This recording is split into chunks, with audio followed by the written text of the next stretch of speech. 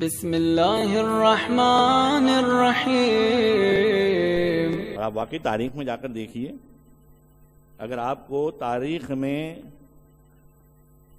عصمت کے حوالے سے کوئی خاتون نظر آئے گی جناب سیدہ کے علاوہ تو وہ جناب مریم ہے۔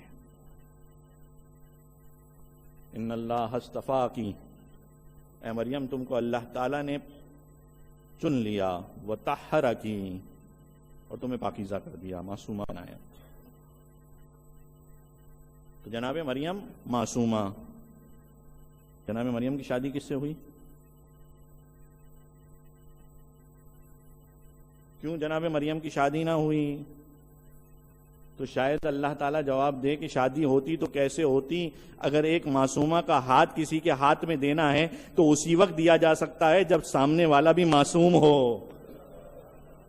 اگر کوئی معصوم ہوتا تو مریم کی شادی اس معصوم سے ہوتی، جب معصوم نہیں تھا تو مریم کی شادی نہیں ہوئی۔ لیکن معاملہ یہ ہے کہ مریم کی شادی تو نہیں ہوئی جناب مریم کی، لیکن اللہ تعالیٰ کو بہرحال معراج تک پہنچانا تو ہے۔ دیکھیے ایک خاتون جب اس دنیا میں آتی ہے بیٹی بن کر، جب اپنے گھر سے دوسرے گھر رخصت ہوتی ہے تو بیوی بن کر جاتی ہے، اور جب ماں بن جاتی ہے تو معراج پر پہنچ جاتی ہے۔ یعنی ایک خاتون کی معراج ہے ماں۔ یہ جو کہا جاتا ہے ایسے ہی نہیں کہا جاتا کہ ماں کے پیروں میں جنت ہوتی ہے، معراج ہے۔ اگر ایک عورت کی معراج ہے تو وہ اس کا ماں بننا ہے۔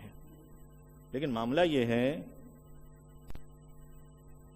کہ جناب مریم کو خدا تعالیٰ بغیر معراج کے بھی نہ چھوڑنا چاہتا ہے کہ درجہ بھی بلند ہو، ماں بھی بنے۔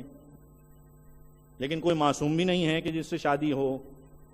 تو اب معاملہ یہ ہو گیا تھا، یا قانون عصمت توڑا جائے، قانون عصمت کو توڑ دیا جائے۔ کیا مطلب قانون عصمت کو توڑ دیا جائے؟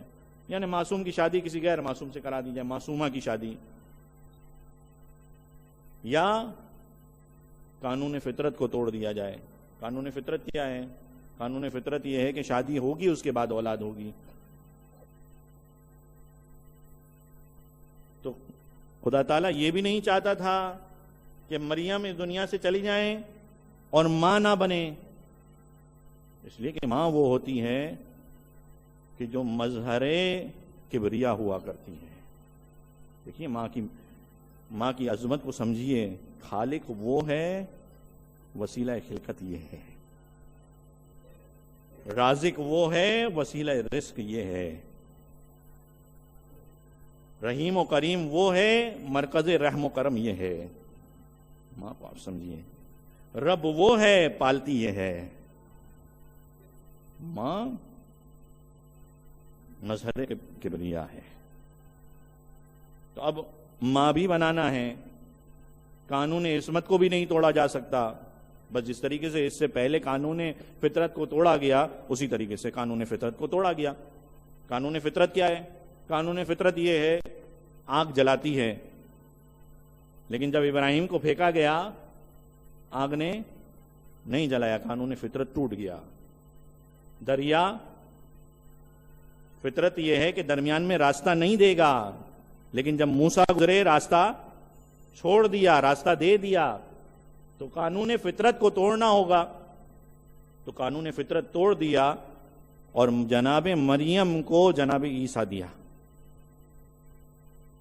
لیکن ساتھ میں ایک قانون نہیں توڑا۔ قانون فطرت جب توڑا کہ جناب مریم کو جناب عیسیٰ دیے گئے تو ساتھ ایک اور قانون بھی توڑا گیا۔ وہ قانون کیا تھا؟ وہ یہ کہ بچے نے اپنی ماں کے حق میں گواہی دی۔ کہیں ایسا نہ ہو کہ اگر یہ قانون نہ توڑا جائے تو ہر کوئی یہ کہے کہ میرے یہاں بھی بچے کی ولادت عیسیٰ اور مریم کی طرح ہوئی ہے۔ تو بچے کو بھی بلوایا گیا کہ وہ ماں کی پاکیزگی کو بیان کریں، تو قانون فطرت توڑا گیا، اور ایک بار نہیں 2 بار توڑا گیا۔ جناب سیدہ کے معاملے میں بھی اے خدا تعالیٰ تو بھی ایسا کر لیتا۔ تو ایک جانب شاید ممکن ہے جواب دیں کہ وہ قوم موسیٰ و عیسیٰ تھی جو بیٹے کی گواہی، معصوم بیٹے کی گواہی ماں کے حق میں قبول کرتی تھی. یہ امت محمدی ہے. جب بیٹوں کو لے کر گئی تھی جو معصوم تھے کہ ماں کے حق میں گواہی دے، تو ماں کی گواہی کو ٹھکرا دیا گیا. ماں کی گواہی کو ٹھکرا دیا گیا. اللهم صل على محمد وآل محمد